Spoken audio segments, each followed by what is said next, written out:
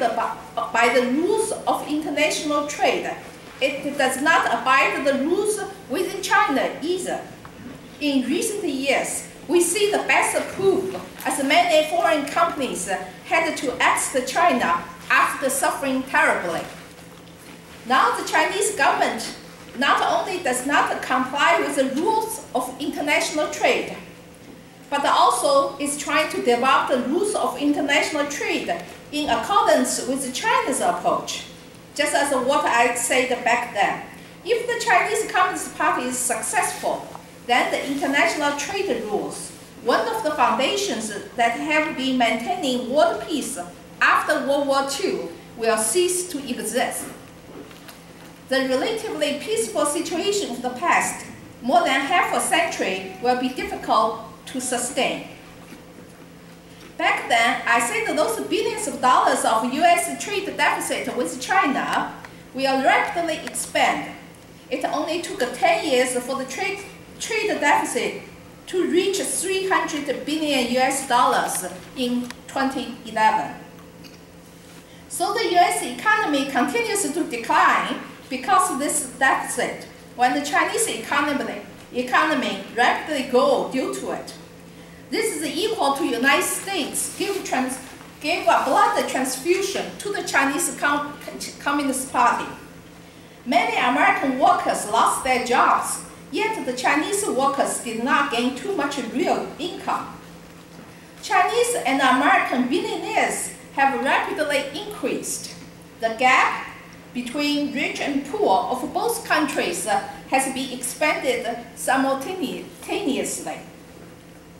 I said that after China's economy grows, that growth will not be used to significantly improve the welfare of citizens. It will be used significantly to increase the military expense and posing a threat to neighboring countries and even to the United States itself. Now, after 15 years, American scholars and politicians have clearly recognized this. The extraordinary growth rate of China's military power has caused great uneasiness in the United States and its allies. The scholars who do not even see such obvious facts are likely to be unglued or due to other purpose. I said that the Chinese people would not get much benefit from PNTR and WTO. At that time, I was met with almost unanimously opposition, including from some Chinese opposition figures abroad.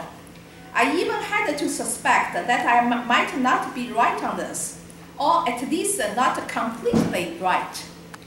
Well, it looked like, indeed, I was not completely right. Besides that, the number of billionaires in China is only second after USA now. There are at least several millions of Chinese who are living as rich as people in developed countries, and tens of millions of Chinese who have reached the level of moderate developed countries. This figure is almost equal to the total population of France or Germany, so they do give foreign visitors an illusion. However, what about the lives of other 95% of Chinese of that 1.3 plus billion population? On the surface, some of them show some revenue increase from in the past, but they have lost the welfare, which include housing, medical care, education, and etc. Their real life situation has effectively declined itself. Most family has no money to send their children to college. Many people can only wait to death and when they encounter serious illness.